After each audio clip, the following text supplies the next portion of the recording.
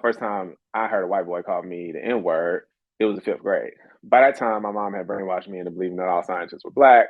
Um, I felt really good about myself. I grew up in Atlanta. I was just looking at him like he was crazy. I was like, I don't know what you said. I feel like you're trying to be disrespectful. I can't even really completely understand what you're talking about right now. But it didn't have nowhere to go because like I had already been built up so much, right? Like I Mhm. had already heard Black is beautiful so much. Like it had already been overdone for me. And so like that, it had no place to settle. But I Hey think y'all, what's up? Welcome to the latest and greatest episode of Dads in the Class, the number one podcast where we discuss fatherhood engagement in their children's education. Of course, you know me, Dion Chavis, also known as the Glad Dad, family engagement educator. Glad to be here. Glad to be back with you all with a really, really dope guest for this episode. A good brother who I've been getting to know over the last few months through his work in the community here in North Carolina, and just all of the dope stuff that he's doing. So definitely wanted to bring this episode to your attention. Of course, this is an exclusive LinkedIn podcast event that's going on right now. We actually expanded a little bit. You know, we've got the Black People Parenting Facebook group. So folks in Black People Parenting Facebook group should be chiming in also. But I just want to just welcome to the podcast Dr. William Jackson, just chief dreamer and just the brain behind the Village of Wisdom. I want to bring him onto the podcast and just talk about a lot of the work that he's doing with Village of Wisdom and Black Genius because they're doing a lot of really, really good work. So, Dr. Jackson, welcome to the show, sir. Thank you for joining us. yeah, appreciate you for having me, Dion. I'm excited to be here. For sure, for sure, for sure. So let's talk a little bit about, man. I was with you last weekend. We were together at this event for Black Genius, and it was an amazing event that your organization put together. So always a pleasure to have you here. So let's talk about the foundation. Like, what was the driving force behind Village of Wisdom? Tell us what Village of Wisdom is, and tell us what drove you to start the organization. Yeah, good question. So, Village of Wisdom, I started back in 2014. And really the big piece about Village of Wisdom and what got me there was that I was a classroom teacher and I was teaching in the classroom and I realized that like my students were getting good test scores, but I wasn't doing the best job of preparing them for life. And one of the things that I didn't think school at a particular time was really great at is like helping students to learn how to learn, right? Like how do they guide their own learning? How do they do self-guided learning? And so I went to grad school to kind of better understand like what learning looked like and how it happened and all those different pieces. And eventually what I found out was that learning to be super simple to make this super simple is connecting new information to prior knowledge. And so when you think about that, as Black people, we bring a certain type of prior knowledge, usually based on the culture that we grow up in. And so if somebody was to use, the analogy of spades to explain subtraction and addition to kids in the Black community, especially like if you went to an HBCU like us, like that probably would be a good task, right? Like folks would understand that because they know what books are, they know what it means to run a Boston, they know what it means to renege. Like they can kind of understand that those concepts. But sometimes what happens a lot of times for our children is they end up in classrooms where folks are using cultural references that they're not aware of. And then those students are judged because they can't make connections to their prior knowledge because it's a prior knowledge mismatch. And so what ends up happening a lot of times in classrooms because of that cultural mismatch, folks kind of underappreciate that the cultural mismatch is actually a cognitive thing. So now I don't have the prior knowledge that you're trying to tap into so that I can make this new connection. Hmm. And that's also, I think, why a lot of Black teachers tend to do a better job at increasing outcomes for Black students, because oftentimes those teachers are more likely to share the cultural backgrounds of those kids. And the more those teachers lean into the cultural backgrounds of those children, the more likely those kids are going to be successful. Mm, mm. That being said, and so really the problem that I kind of got at was that like we were asking kids to code switch. Not only were we asking them to do that difficult cognitive task of like making connections to stuff they didn't have no connection to, but we were also asking them to code switch while learning at the same time. And so, most black folks are kind of familiar with that. My earliest remembrance of that is that hearing my dad talk to some person who was calling about some bills or something, and him, changing his voice completely. And I was like, "Who is that dude? I've never heard him before." Hmm. Um, Hmm. but kids are required to do that all the time in classrooms. So we asked them like, "Oh, well, you can't talk like that. You can't speak like that." And essentially, what we're doing is telling those kids that they can't talk like their family. They can't talk like their friends. They can't talk like their mothers and fathers and sisters, as if there's something wrong with how they talk. And then also, when they hear the person talking to them, they have to decode that language because oftentimes it's kind of coming to them in an unfamiliar way. And so that's another cognitive task that we're asking kids to do. And then the last cognitive task that we also ask kids to do in the classroom, outside of learning stuff that's unfamiliar, outside of asking them to code switch while they're learning, is that we ask them to deal with racism and learn at the same time. Hmm. We cut off their hair. We cut off their hair in classrooms. We show them a whole bunch of white people, tell them that their people ain't had nothing to do with any kind of intellectual contributions in the class. We tell them that what they wear is illegal, how they show up is illegal, and all this other stuff, and question them when they show up in the gifted courses. Like all these different instances that we've seen, like popular news articles about. And so now they're dealing with racism. They got a code switch, and they got to deal with unnecessary, or unfamiliar context clues when they're learning the information. And what I thought was really wild when I was starting Village of Wisdom is that nobody was talking about any of these issues as like reasons why we had an achievement gap.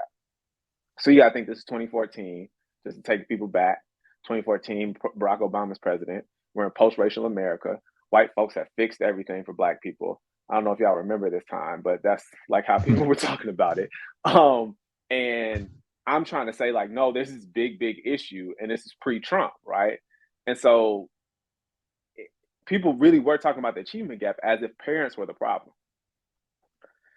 And so this is how the other part of Village of Wisdom came to be is that like I was like, okay, well, we got to create some kind of intervention that's going to support Black children in navigating racism inside of classrooms. And so, how do we do that? Well, there's this research about racial socialization that basically says that when Black parents affirm Black children, it makes them more resilient to experiencing racism in schools, or Hmm. experiencing racism in general. So, like, for example, first time I heard a white boy call me the N word, it was the fifth grade. By that time, my mom had brainwashed me into believing that all scientists were Black. Um, I felt really good about myself. I grew up in Atlanta. I was just looking at him like he was crazy. I was like, I don't know what you said. I feel like you're trying to be disrespectful. I can't even really completely understand what you're talking about right now. But it didn't have nowhere to go because like I had already been built up so much, right? Like I Hmm. had already heard Black is beautiful so much. Like it had already been overdone for me, and so like that, it had no place to settle. But I think for a lot of children, and this isn't a parent's fault because we don't necessarily have those conversations, and we don't give parents space and time to talk about that because they haven't had that opportunity to pour into their kids. When they hear these negative conceptions, it can cause you to second guess yourself. It can cause a lot of anxiety. Like it doesn't Hmm. feel good ever regardless, but it can really do like some irreplaceable harm. And so racial socialization or asking Black parents or encouraging them to talk to other Black parents with each other about how they were going to talk to their kids about race was really like the impetus of Village of Wisdom. Mm. So you talk about how in 2014 the landscape of the world was a little different, right? So explain to me how the core mission of Village of Wisdom and its significance has changed from then until now. Because in 2014 and 2023, we're seeing a different educational space for our kids. Books are being banned. We're told that we're told that slaves, people who were enslaved were uh, privileged because they got to learn a trade. Like they're teaching all of these things in schools. So the landscape is a little different. So how does the mission of Village of Wisdom um, kind of align with that space now? Yeah, I mean it's so wild because in some ways it's different and in some ways it's the same. I think the ways in which it is different, to be very specific about this, is that moderate and left leaning white folks, I think, were being lulled into sleep in 2014 to say that, like, maybe we fixed this race issue. right? And folks on the right were trying to avoid seemingly being overly racist. Mhm. And so what has happened as Trump came into light is that like white folks, everybody remembers this, like white folks were like, oh my God, the world is on fire. Y'all elected Donald Trump, and black folks are looking around like this been who y'all are. This is what y'all do, right? Like we were Facts. not surprised, right? And then most recently with DeSantis and a lot of the folks that came in after Trump, people are like really sounding the alarm because like, man, they're really trying to take us back to they really trying to make America great again. You know what I mean? Like that's what folks is Mhm. on. They're trying to take us to like civil rights, pre-civil rights era kind of like education tactics. Um, and so that's the context, right? If I'm just like being specific about it. And then I think what happened for Village of Wisdom was this really interesting thing, which is that we had always been in the practice of like trying to move in an anti-racist way and move in an equitable way. But what we decided that we needed to be more careful about and deliberate about is how we push towards liberation. And so, really, when you think about how I shaped up what Village of Wisdom was when we accepted it, was we created this thing to help Black kids deal with racism inside of schools. That's Mhm. a Although it's an anti-racist and perhaps equitable cause, it's not a liberatory cause. It's not Mhm. a transformational cause. It's not a revolutionary cause. Because all you're trying to do is help people deal with the system that they're in. What changed Mhm. around 2018, 2019 is no, we're going to try to create the conditions that we actually want to see. So instead of just saying, "Hey, Black parents, can you talk to your kids about affirming them to create so that they can go into these learning environments?" We said, "No, Black parents, you have already created culturally affirming learning environments for your children. Let us take the wisdom that you have, let us package that and put it into ways so that schools and other parents and other folks can create as many culturally affirming learning environments as possible for Black children." So we go from trying to prep kids for discrimination to how do we create culturally affirming learning environments for Mhm. Black kids so that when they go into a learning environment, they're not having to do all that stuff I was talking about before. They're not having to learn irrelevant cultural context. They're not having to code switch unnecessarily, and they're not having to deal with racism in the first place. Like that would be a revolutionary idea. That would be a more liberatory idea. That's the world we want to see as opposed to just dealing with the world as it is. So is your approach in that going to the schools, or are you approaching it by going to uh, the district level? Like, how are you approaching saying, "Hey, schools, we need to be sure that these spaces for these Black folks, these Black babies, are equitable, that they're safe"? Like, what is your approach to doing that? Yeah, that's a good question. So like the thing here, right, is that there's a lot of good people doing good work to like push advocacy and organize against or to work with schools to improve like how equitable they are, like getting rid of zero tolerance policies. You got folks like Education Justice Alliance, Creed, We Are. Mhm. There's just these different organizations here locally that do really dope work. Epic, right? So like that needs to continue to happen. But I like to say this thing. A lot of people like to say knowledge is power. I like to say creating knowledge is power. When you create knowledge, you dictate how people operate in the world. And so the issue is right now is if you ask the teacher, if you said, "Hey, Durham Public Schools, by 2025, I want all your classrooms to be culturally responsive." What faith do you have that all of those classrooms will be culturally responsive? Mhm. You probably shouldn't have much. Right. Why is that? Because they don't know how to do it. You are sending a whole bunch of people into play spades with the 60-year-old champions that play with two decks at a time and telling Mhm. them, that they need to play smart and not get a lot of Mhm. sandbags. It's not going to happen. You haven't taught them Right. how to play the game. You know what I mean? And so, like, the thing is that we have to kind of create more resources, tools, and even measures for culturally affirming spaces. And who better to validate whether a space is culturally affirming or not than a Black parent? Because if I go to you, Dion, and you said, I think you said you got a 4-year-old or a 5-year-old. 5-year old. My son is 5. My daughter's 19. So The 5-year-old is he already in kindergarten or is he about to go? He just started. Yep, 2 weeks ago he just started. So most likely, if I'm imagining the conversation, if you had met me back in February, you'd be like, "Hey, Will, where you sending your kids to school?" Hmm. Right? I'm trying to decide. This is a question we Right. get all the time.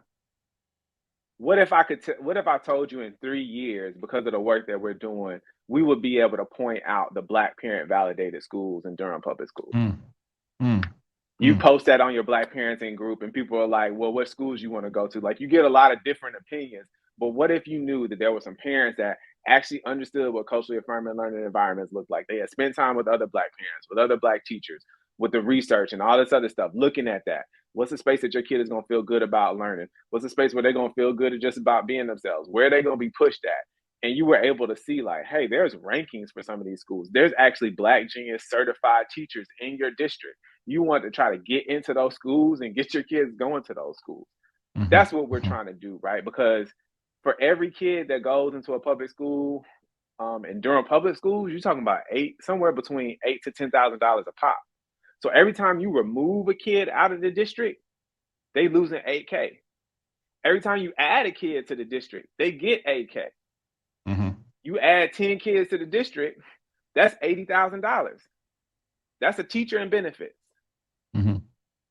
So that's something that they're going to respond to, right? Like, they're going to Right. have to respond to, because we're in a capitalistic society, and that's how revenue does. And that's the same thing for private schools, the same thing for charter schools. You know, sometimes we like, oh, we're just going to send our kid to this school because it's super rigorous. And a lot of times we got our kids going into these super white spaces because they're supposed to be rigorous. And yeah, they might be getting a little bit smarter academically, but a lot of times those spaces are killing our kids' souls. And Hmm. so, like, we Hmm. shouldn't have to make that kind of judgment call, right? Like, we need to be able to find in places, and I believe that there are those places where people are doing a good job of both. Yeah. And you know what? This is a great conversation because I'm someone who grew up. My elementary school was a. I went to a Catholic elementary school, right? But it Mhm. was 99.8%, 99.9% Black, right? First through Mm. fifth grade. It was so Black that we had the Black Pledge of Allegiance that we Oh said wow. every morning. One of my Facebook friends, I don't remember it. One of my Facebook friends knows it verbatim. The only thing that I remember is that it ended with the words "right on," and we put our fist in the air. So from from first through fifth grade, Will, this is all I knew, right? uh, So and when I'm in it, I don't understand the significance of it, right? It's not until yeah. I become an adult and I'm raising my own children that I realize that there is a certain importance that comes with that culturally affirming education, right? And it's Hmm. now something that I wish I could have maintained throughout my entire academic career. Fast forward to my role as a father, as I'm looking for schools for my son, right? One of the things that my wife and we looked for, just like you said, where are some schools where number one, he's not the only Black boy in the class. Number one, he sees folks that look like him. Number one, he has a form of education that speaks to being able to understand where he comes from and what his value lies in. And one of the things that I found is that a lot of the times those things, and maybe this is just in North Carolina, um, the schools that offer those oftentimes are charter schools, right? We don't see those things in just the regular public schools. And as parents, we may not know how to advocate for our children to get into those types of spaces. So, what are some of the things that parents can do just to kind of take the initiative if they are a parent of a soon to be kindergartner or a parent of a child who they say, hey, I want my child to go to a school and I want my child to see people who look like him and people who affirm him and people who make him feel good about where he's from and who he is.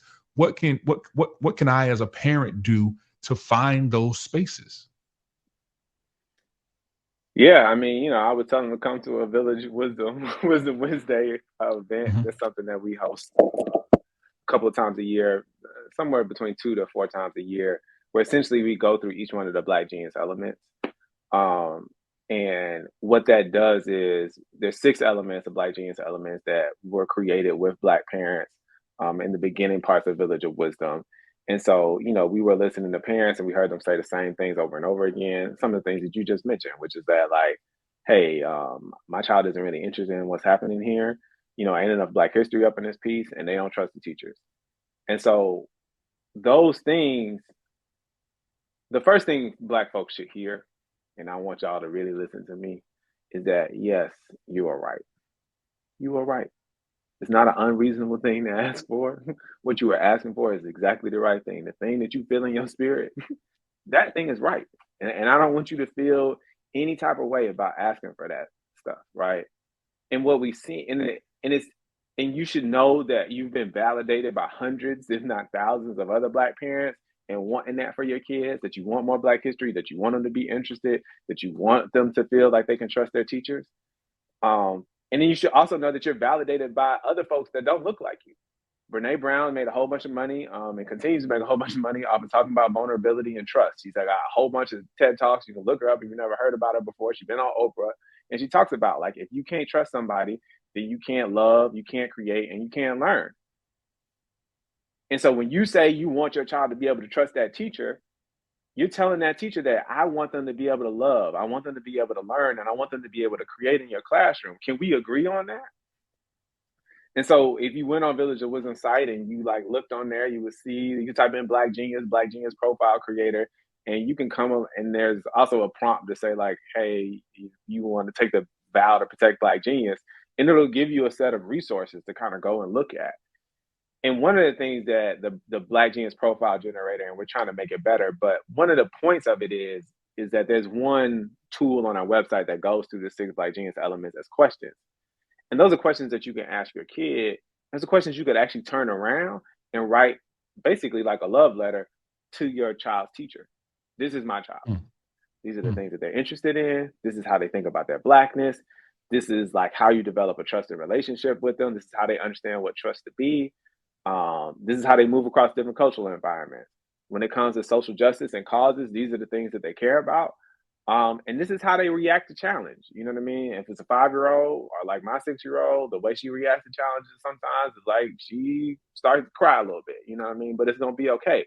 But I think explaining that stuff to teachers, one, helps ground them in who your child is, and also helps them understand your expertise about your child. That should be assumed, but it makes it very, very apparent. And so that framework, I think, is like a really interesting way to kind of present that to the teacher and help them understand it. And then I think it's also something to kind of build off of. It's like, well, mm. how can we push my child's Black identity along?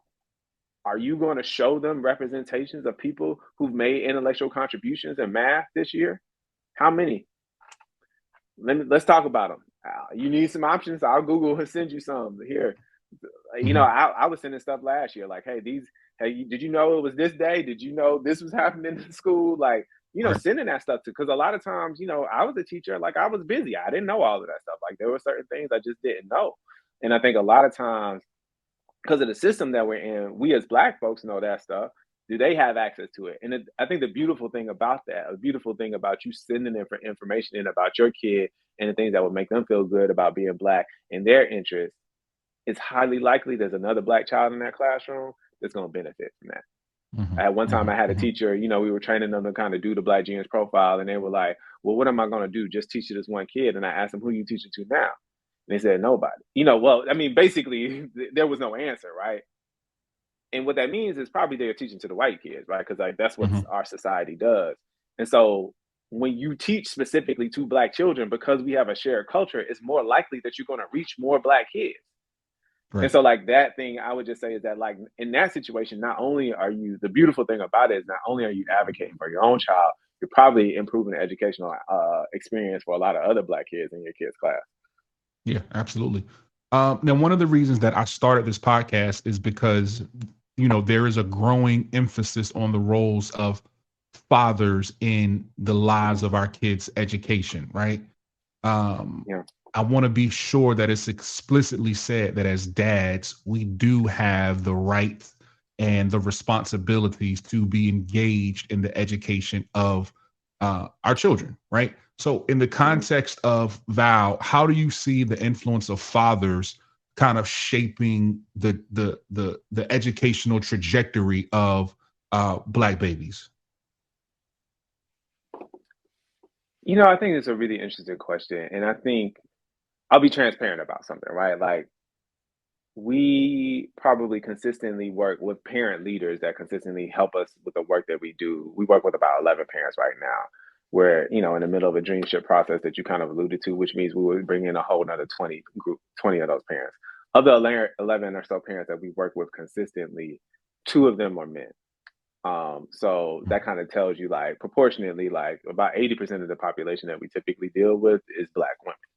Um, Now that being said, like one of the things that we always talk about, and probably 70 to 80% of our staff is Black women. So I say all that to say, just shout out to the Black women, the Black mamas out there that's holding it down and doing all the beautiful work that they do. I think, as you alluded to, like there are Black men in this world, and Ivory Tosin does a good job of this data, and a lot of other people that shows that like we're really active, right? Like we're actually one of the more active like dad populations in this country in terms of like our Mhm. involvement in our lives. So like I would just also affirm all the Black fathers out there, like you doing a good job, yo. Like feel good about what you're doing. Don't let this kind of like deadbeat daddy thing get in your Right. head, because I think sometimes we can let that get in our head and then we end up talking negative to other Black folks because people talk about stuff that don't apply to me. When people got stuff Mhm. to say about, Father's Day and all that other stuff, I don't get upset. My kids are sending me cards. You know what I mean? Like I ain't got to get in that argument. So like, but what I'm saying is don't spend your energy arguing about stuff that ain't got nothing to do with you. You know what I Right. mean? Hit dogs will holler. I ain't no dog, so I ain't hollering. So, If it don't so that's apply, the let it first fly. thing, right?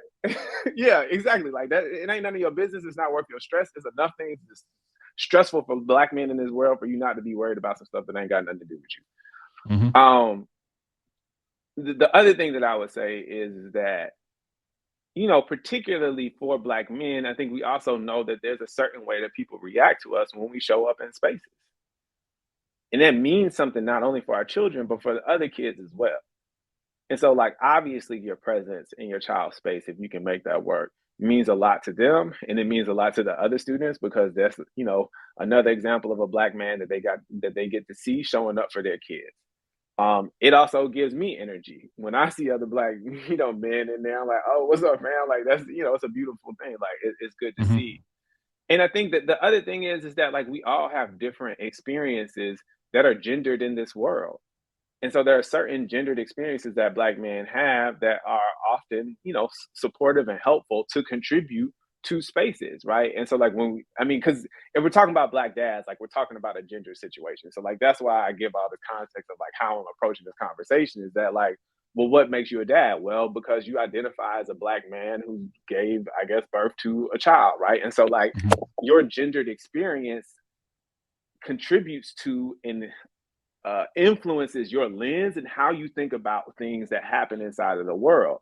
And so I think about the two dads that kind of we work with now, Samuel and William, and they show up a lot. One of them, to be very clear, like is helping to create has helped to create the criteria that we're using to evaluate whether or not lesson plans are culturally affirming or not. So that's how he's showing up in the world. And then William has helped to co-construct a live Black Genius classroom that's been showing up in the Juneteenth event. He's helped to support our Black Genius Breed video, like he was a big part of that. We're creating another video. He's being a reflective practice partner to some of the folks that are developing curriculum now. He flew out to meet with California when we were in a room full of people who are thinking about how we assess and judge classroom environments for Black kids. So like we're trying to put Black parents in general in those spaces more and more. And then obviously we have Black dads who are showing up to give that particular perspective. And that perspective is valuable, right? Like because there is a very specific, Black man perspective that comes to bear when we think about that. I think especially when you're thinking about like how kids show up and how they deal with their masculinity. And one of the things that I recently have like tried to come to terms with and thinking about is like, how do I model being appreciative as a Black man? Mm. And what I mean by that is like, how do I show gratitude? Mm. Um, there's a lot of difficult things about being a Black man, but there's a lot of beautiful things about being a Black man.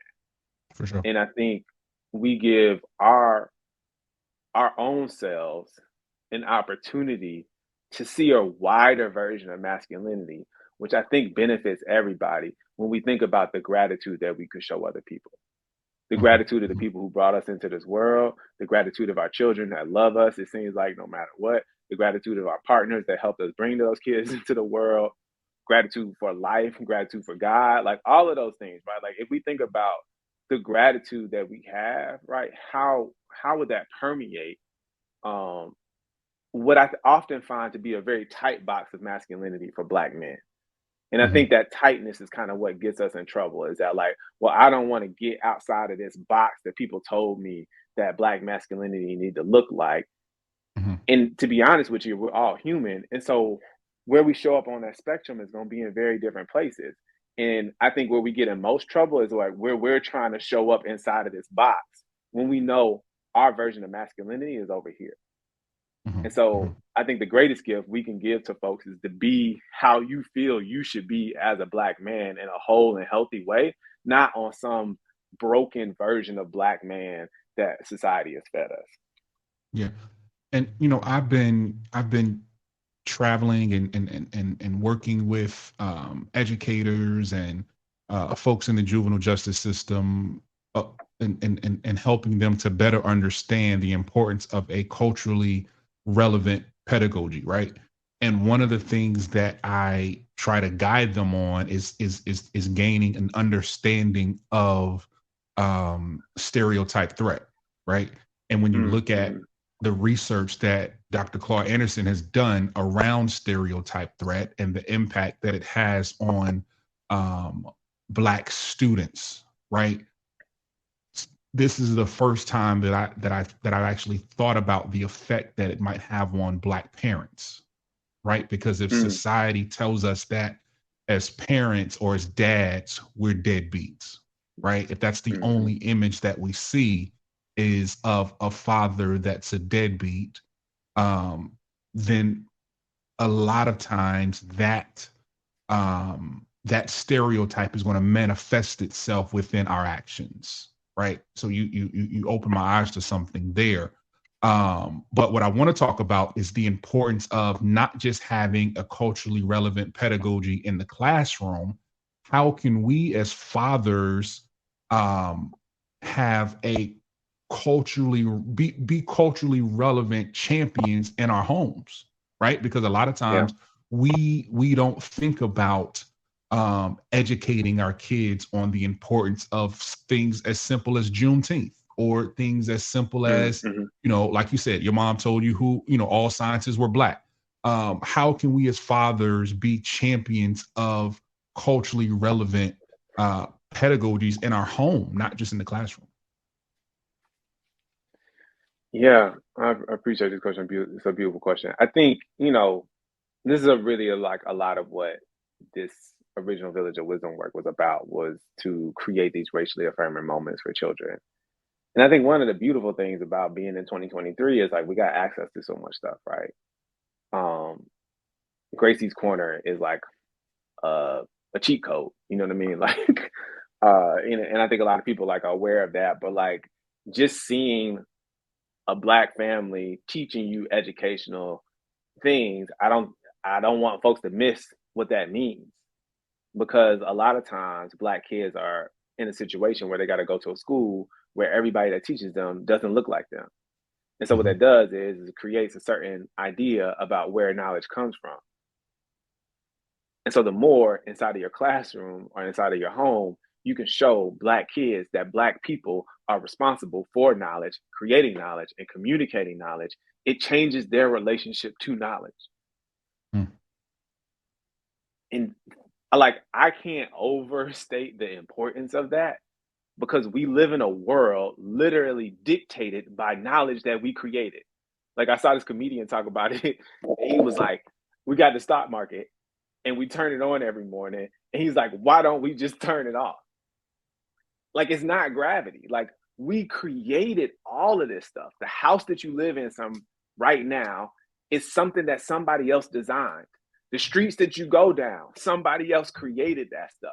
The car that you were in, somebody designed that. So your relationship to knowledge and how important knowledge is into literally shaping the world is such an important thing to do for your kids. To show them that Black people create knowledge is so important for them to understand that I can be a creator of knowledge, right? And so something very simple as Grace's Corner, teaching them what ABCs are and seeing little Black stick figures do that on a screen is communicating a very important message. Yeah. Um, Yeah. and then my other advice is just to overdo it. Black genius, everything, Black brilliance, whatever you want to call it. Like, Black kids are beautiful. Like, just remembering that you could never tell your Black child that they are smart because they are Black, and that their hair is beautiful, and that their skin is beautiful, and that they are from a long line of beautiful Black ancestors enough. If you did it with your every waking breath, it wouldn't be too much. Mm, mm. That's And so, good. like, I would say, for Black folks, do the most when it comes to affirming your Black kids. And the thing that I think trips people up, right? Because you got a 5 year old, and I did my dissertation on this, is that people conflated talking about being Black with talking about racism. Mm. Unpack it. I don't have to tell my child that, slavery existed and all this other stuff to tell her that Mae Jemison was an astronaut. Hmm. Hmm. I don't have to I don't have to big up I'm forgetting the sister's name that helped them map out how to get to the moon and back, Hmm. that she was dealing with, people spraying dogs and sicking dogs on her at the same time as her accomplishing that fact, right? Like, my mom brainwashed me into believing all scientists were Black, not by teaching me about slavery, but teaching me about Mae Jemison, about teaching me about Dr. George Washington Carver, about teaching me about Dr. Charles Drew. Like, that's how that happened. And so, like, I don't want folks to conflate teaching our kids about racism as teaching them about being Black. Like, we are Hmm. Black separate of racism in a kind of this weird way. And we can affirm our cultural backgrounds in the origin story, the true origin story of our Blackness, in ways that do not require us to talk about racism at every moment. Because while much of our Black American experience is shaped by racism, we are not defined by racism. And that Mm. starts with our conversation with our kids by making them feel good about being Black. Mm. So we're talking about fathers, right? And the role that we as fathers play. And of course, every initiative, every effort is going to have setbacks and challenges. Yeah. For you as a father, what are some of the hurdles that you have encountered in your personal quest to be actively present in your kids' education? Um, I mean, I think one thing is time. I run an organization. Um, I'm busy. I'm always on the phone. I probably work too much. You know what I mean? Like, that's a thing. Like, I was thinking about as I'm like telling folks to do this. I was like, I need to go down there and tell it to my own kids. Like, I ain't doing the most. You know what I mean? Like, I'm not I need to overdoing tell it. my own Like, kids about Mae that. Jemison. Right. Yeah. Yeah. You know what I mean? Like, let me go back down there and reinforce that message. Now, they got every Black book we could find, and ain't no, we try to keep no white dogs in the house and all that other stuff. But, like, I think the pitfalls is time. I think the pitfalls is also, like, especially for me, I am careful about how I engage with teachers because of my background and the stuff that I know. And not wanting to be like overdoing it and kind of like helicoptery. Um, but like, one of the things that we kind of realized was that, so our child goes to a public school here in Durham, and we chose a school that was going to have a lot of Black and brown kids and a lot of Black and brown teachers, because I was like, look, we can figure out the academics in kindergarten and the rest of that stuff. But I'm not trying to fix, somebody's like assessment of your Blackness, right? Like, I don't want them to Mhm. have you messed up on that stuff. Like, I can't do that. I can teach you, I can add, you know what I mean? Like, I can teach you how to read. Like, I can do those other pieces. But it also was challenging when, one time she came home and she was like, I don't know that I'm necessarily being challenged.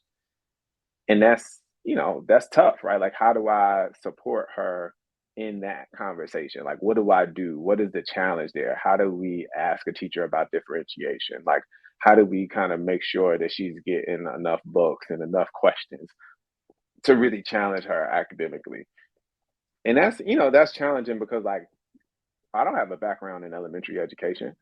I taught high schoolers, you know what I mean, and middle schoolers. Like, I don't really know what that looks like. Now, my mom did, right? And so, like, she's always on our case about like why y'all ain't in the workbook. She ain't did the little pages that I sent to her, and Right. all that other stuff. And so, like, I mean, those are the things that I show up. You know, are those are the things, the challenges that I think a lot about. It's just like, there is no perfect place, but also wanting to make sure that my child, is appropriately challenged and pushed along to get the most out of, like, her capacity and ability. And at the same time, I also want her to be comfortable with her people. Um, Right. and so, that's a balance. So this is such a good conversation, man. It's so you're dropping so many jewels, and I'm really processing this conversation as you're speaking, and also thinking about my journey as a father, and we oftentimes either talk about or witness uh, some of the systemic barriers that are in place in various sectors, right?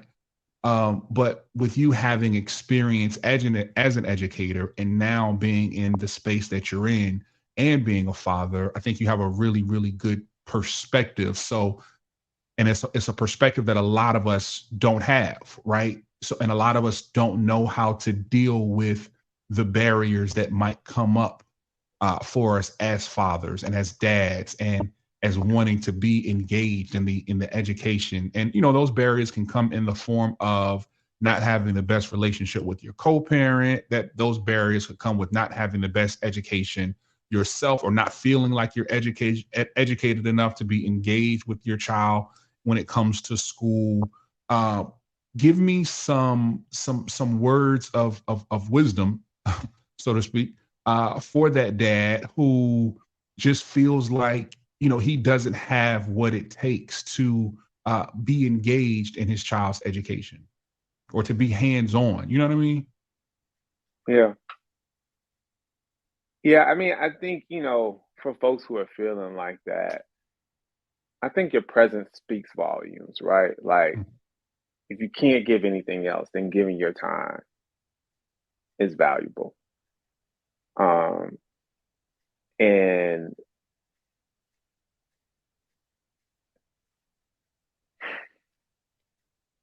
here's the thing, I know enough about education to know that there's a lot of Black men that come to the end of their education experience not really having anybody find a way to support their educational attainment.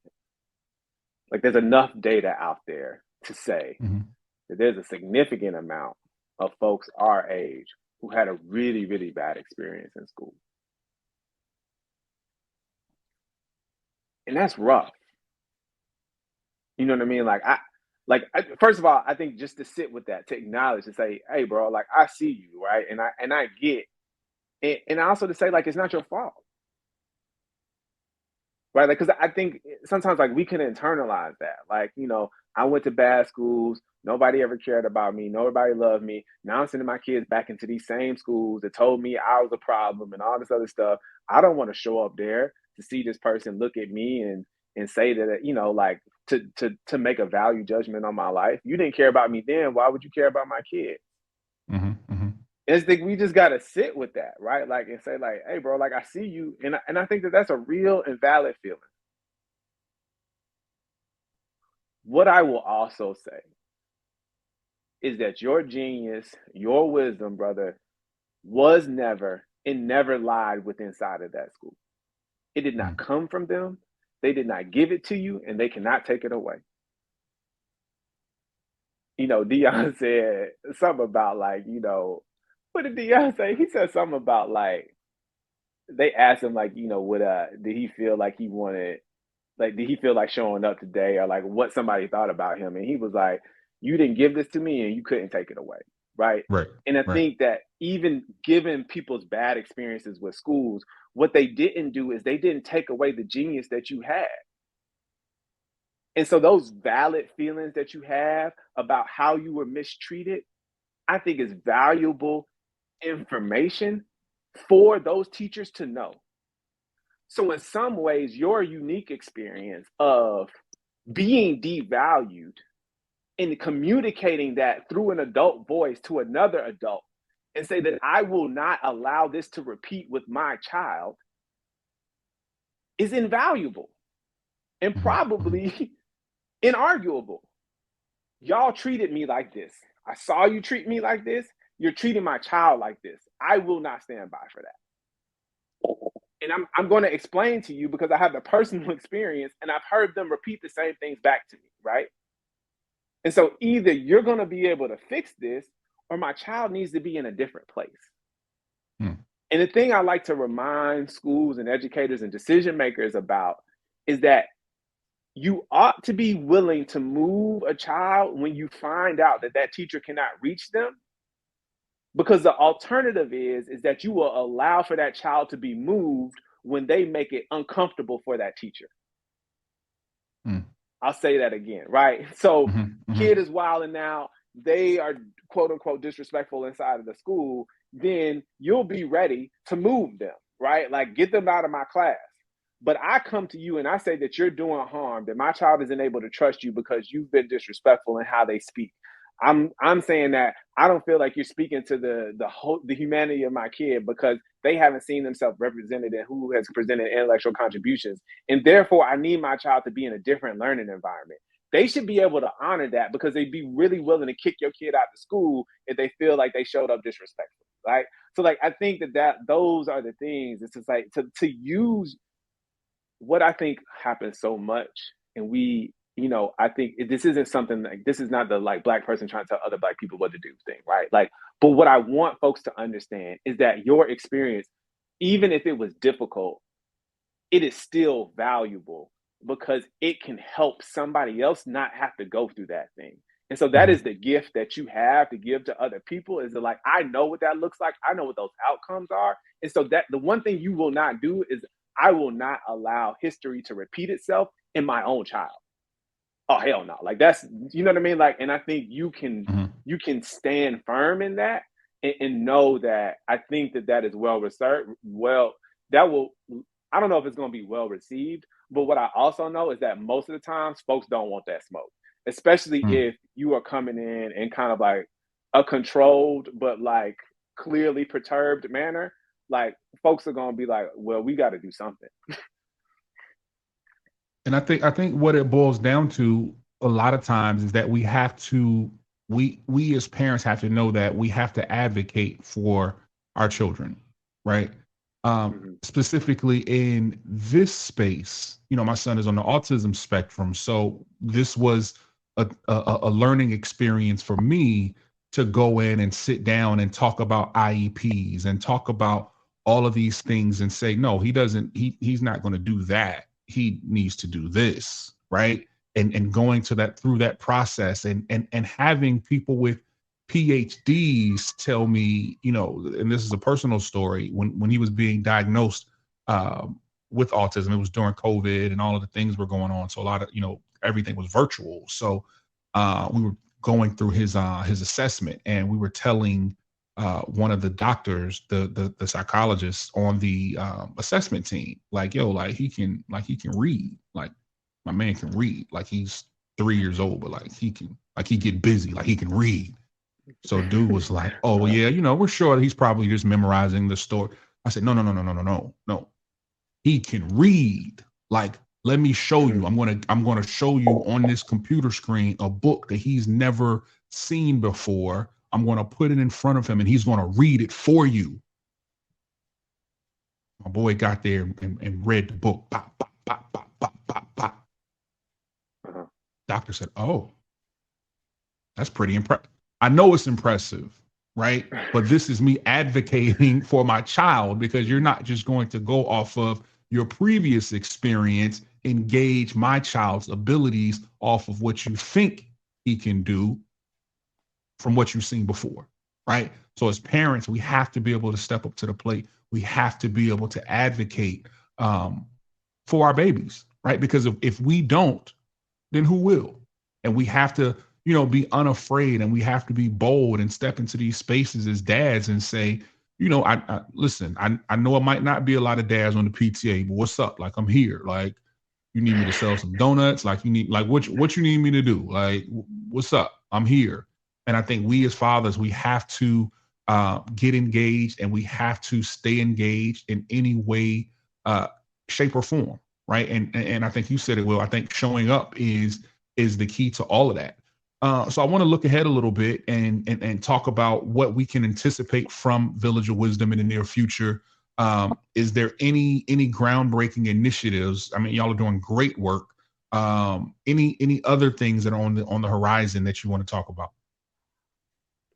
Yeah, and I just want to add one like quick tidbit about what you just said, because I think that there's two very different ways that you showed up. You talked about advocacy and showing up. You used your experience, knowledge, and wisdom as a parent about your child that lives with him, I'm assuming a lot, to Yeah. know that he Every could day, do this every particular day. thing, right? Yeah, every day, right? I didn't want to make a full assumption, but like you're around this child a lot, right? And for a lot of black dads, that is the case. And so you know what their child can do when it comes to adding, reading, what words, and a lot of times what happens is that that will get misrepresented, especially early on in a child's life. And so being aware of like how, because so what'll happen is that people send, like they send these scores home. Like I don't know if y'all seen this stuff. Like I have a PhD in education and I don't know what the hell it means. And so like I have to spend a lot of time looking at it, but I think that that's also an opportunity for folks to go into the school and be like, look, I need you to explain this to me. Okay, now I understand what this number means. This is what I've observed my child doing. Mhm, mhm, Help me match those things, right? And what I will say is that conversation is so valuable. And this is not me poo pooing on like PTAs and all that other stuff. But what I think schools have to do, and us as parents and families have to do, is think about how much energy we're putting into that type of conversation, because my engagement around the instructional content that my child is receiving and making sure that it is relevant to their life is so important. And if I happen to sell some donuts at the same time of that, that is great. But really, back to the dollars and cents of it, if mhm, you get this black boy exceeding on his test scores and that shows up in your school, what's going to happen is another black kid family is going to bring their child to that school, and that's $8,000, mhm, not $8 for a box of donuts. So you want me to come to the PTA meeting, but what you really want is you want me to be bragging on the school, saying that they care about black kids, because if another black kid comes to the school, that's $8,000 in your pocket. And I don't think that principals and teachers and everybody really understand the money, right? Like we are in a capitalistic society, whether you like it or not, and you should be doing things that are driving that for the value of your children, and especially when it comes to better outcomes for black kids. So that's my soapbox. Sorry. So what's coming up with Village of Wisdom, right? So Village of Wisdom, we got a dream ship. The first 20 applicants are going to be announced sometime. I don't know if it's going to happen before the new year. It may happen as late as February. So we're super excited about who those folks are going to be and sharing those people with the world. We're super excited about the 196 people that applied, thinking about the different ways to engage them. We want them to continue to be a part of the Village of Wisdom. Um, just really amazing and beautiful people applied all around, regardless of like where they came at. And then the other thing is that this resource library that I was telling you about is about to drop, which essentially is where Black parents themselves, like from Village of Wisdom, have gone through and validated different learning strategies as being culturally affirming, as being racially affirming for Black kids, like things that would promote their learning, that would promote their interest, that would make them feel good about being Black, that would support them in developing trust and relationships, that would make them think about social justice issues. Like that's the type of like learning stuff that we're evaluating. And so we're going to put that on a resource library for folks to be able to pull that stuff down, pull it into their classrooms and use those same strategies. And for folks to be able to pull it into their homes. So you asked that question about like, what does that look like in the home? And so I think folks should look for that. And then, we are going to be, it's 10 years coming up in 2024. Mhm. So I don't know what it's going to be yet, but we're going to try to make sure we have a big event to celebrate with this community that's been holding us down for 10 years. Like, we got a lot of love for Durham.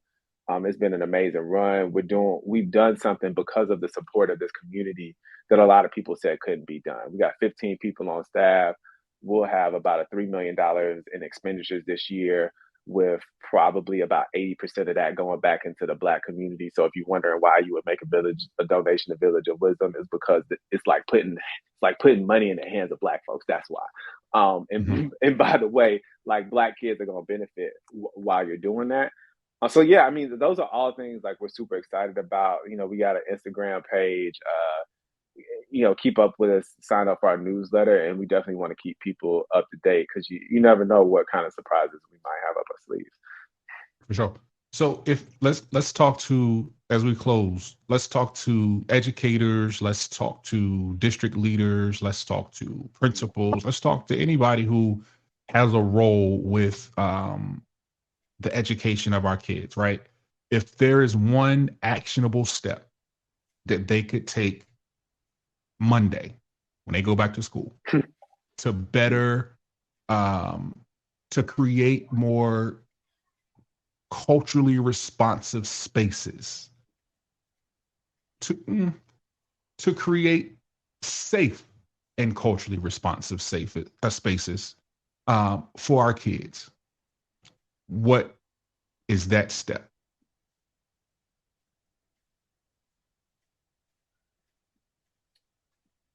I mean, it's hard if you're saying one step, but I think You can give me more than one. I just said one, but I think no, no. I mean, I think one thing that we advocate at Village of Wisdom is, like, I think understanding what a child is interested in, asking one Black kid, what are they interested in when it comes to learning? Like, what do they want to learn about? Um, is a really powerful question. Um, and if you could ask two, it's even better. And if you could ask three, it's even better, mm-hmm, because you're going to learn something about that child. And you're going to learn something about what is intrinsically motivating them. mm-hmm, And if mm-hmm, you can tap into what somebody just wants to do when they wake up, it's a higher likelihood that you can get to do them pretty much anything. You tell me, this is anything about Black liberation, like, that's like a cheese to a mouse. You know what I'm saying? Like, I'm mm-hmm. there. Like, I want to be in that conversation. You might not even have to pay me to show up. Like, if that's what people talking about it and they serious about it. And I think that holds true for kids. Like, for some kids, it's rocks. Like you said, you're gonna talk about rocks. We gonna do math. We gonna do counting. Brad, if you bring some rocks in here, this kid about to do a lot of counting. You know what I mean? Like, and Mm-hmm. so I think really, like, we gotta pay attention to the interest and motivation of Black kids. And I think sometimes we're a little scared of that. You're like, oh, well, they gonna say that they interested in social media, and they want to be an influencer, and it's gonna be some rap that we can't play in the classroom. And I just feel like you missing the forest for the trees there. Like, so, Right, like, if that's what's gonna get them to learn right, algebra, is now you got to talk about record contracts and how to mm-hmm, like divide and multiply and do logarithmic math to figure out mm-hmm, how they're gonna mm-hmm. get their followers to grow. Then I would follow that. Right, But the alternative is that they're not paying attention to you. right. And if they're You know, not paying attention to you, I they're not talk gonna learn nothing. a lot of times I talk with these teachers and I talk with these educators about how they can use hip hop in the classroom, right? And you'd be Mm-hmm. surprised at how many folks, like you said, they think that they have to play music that has curse words in them, and they have to, well, we can't do that, right? But when I explain to them, like, you could do something as simple as call and response, right? Call and response is something that Black folks have been using and responding to since slavery, right? And it permeates itself within our lives every day. It's in the Black church. It's in the music that we listen to. It's how we have communicated for centuries. But sometimes you have to step outside of your box, right? As an educator, you have to step outside of your box, and you have to be willing to grow, and you have to be willing to stretch yourself. So I think this was a really, really dope conversation, Dr. Jackson. Anything that you want to add, sir? Anything that you want to say to the good folks before we close out? Now, I just say that, like, I think a big part of what you just said there is that, like, that the flip side of the interest question or conversation is that folks have to wrestle with why they don't see Black people as human. Hmm.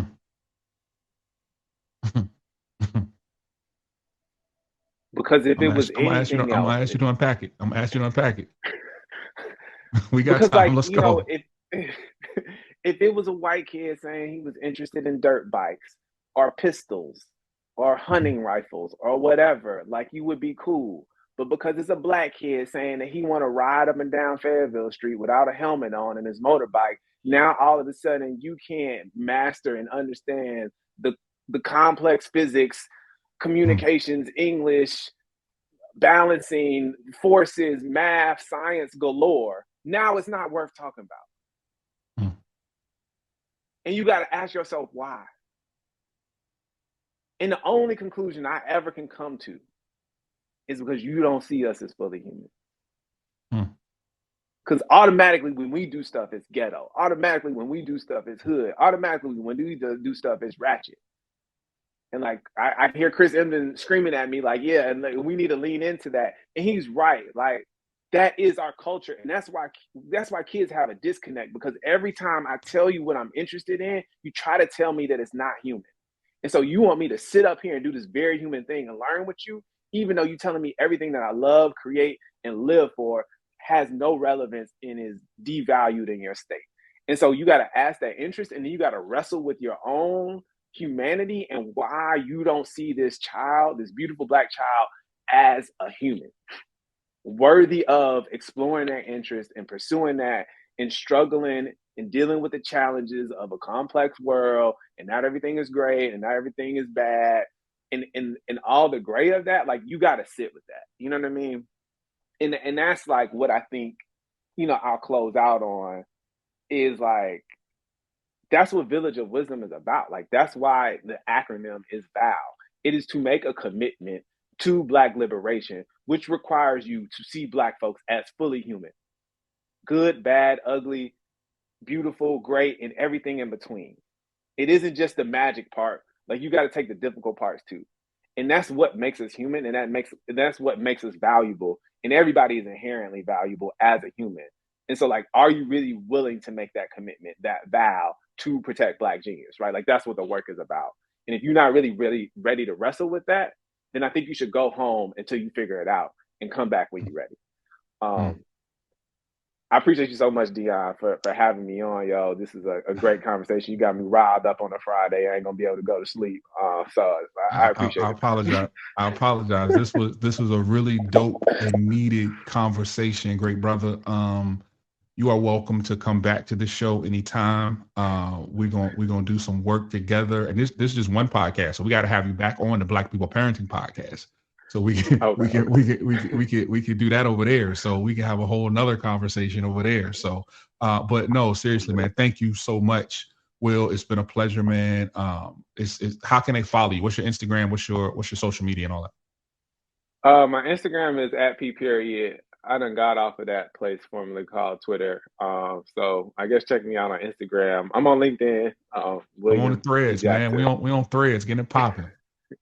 Okay, yeah, I'm over there on Threads. I don't really be on there, but yeah, go ahead. It's not as I'll lit, see but y'all it's over not as lit yet. But it's a good substitute. Like we there. It's we building. It's building. we building it up Okay, over there.